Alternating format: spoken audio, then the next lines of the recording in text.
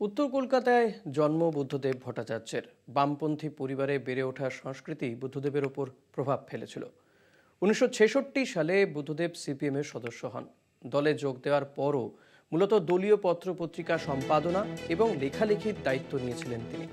বাম ছাত্র রাজনীতিতে বড় ভাঙন, শৈবাল মিত্র, আজিজুল হকের মতো নেতারা যখন পা বাড়াচ্ছেন ভিন্ন দিকে, তখনই বুদ্ধদেবের উত্থান। যুব আন্দোলনে প্রাথমিক সংগঠক হিসেবে যাত্রা শুরু তাঁর।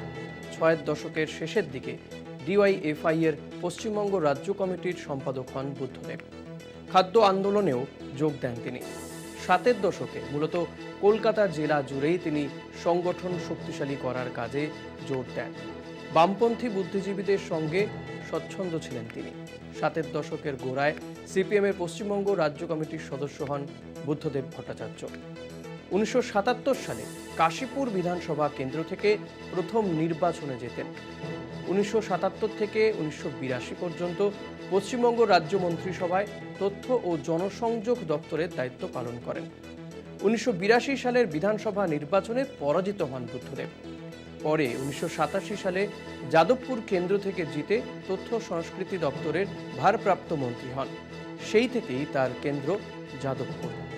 ৯০ দশকের গোড়ায় জ্যোতি বসুর মন্ত্রিসভা থেকে পদত্যাগ করেছিলেন বুদ্ধদেব।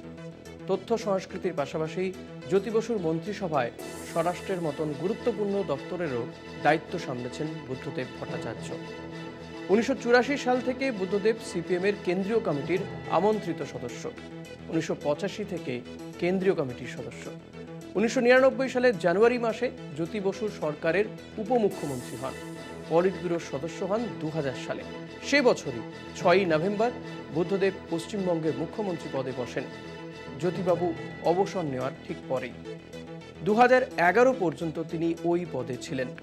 2006 সালের বিধানসভা ভোটে একতরফা ফলের 2 বছরের মধ্যেই 2008-এর পঞ্চায়েত ভোটে খানিকটা ধাক্কা খায় বামফ্রন্ট। 2009-এর লোকসভা ভোটে ফারাক আরও বাড়ে। 2011-র বিধানসভা নির্বাচনে রাজ্য রাজনীতিতে বড় পরিবর্তন হয়। বুদ্ধদেবের নেতৃত্বাধীন বামফ্রন্টকে হারিয়ে দেয় মমতা বন্দ্যোপাধ্যায়ের নেতৃত্বে কংগ্রেস তৃণমূল জোট। অবসান হয় দীর্ঘ 34.5 বছরের বামফ্রন্ট শাসনের।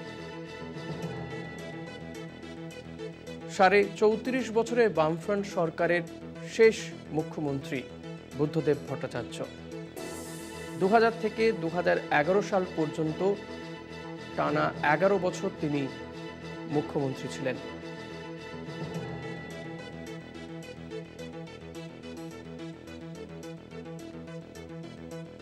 সেই বুদ্ধদেব ভট্টাচার্যের শেষ কয়েকটা বছর কাটল পাম এভিনিউয়ের 2 কামরার ফ্ল্যাটে। রাজ্য রাজনীতি থেকে অনেকটাই দূরে চলে গিয়েছিলেন তিনি, যদিও এই 2024-এর লোকসভা নির্বাচনেও তার দলের কর্মী সমর্থকরা তাকে কর্মীদের উদ্বুদ্ধ করার জন্য সামনে নিয়ে এসেছিলেন, কিন্তু আর্টিফিশিয়াল ইন্টেলিজেন্সের মাধ্যমে তার বার্তা ছড়িয়ে দেওয়ার চেষ্টা করেছিলেন।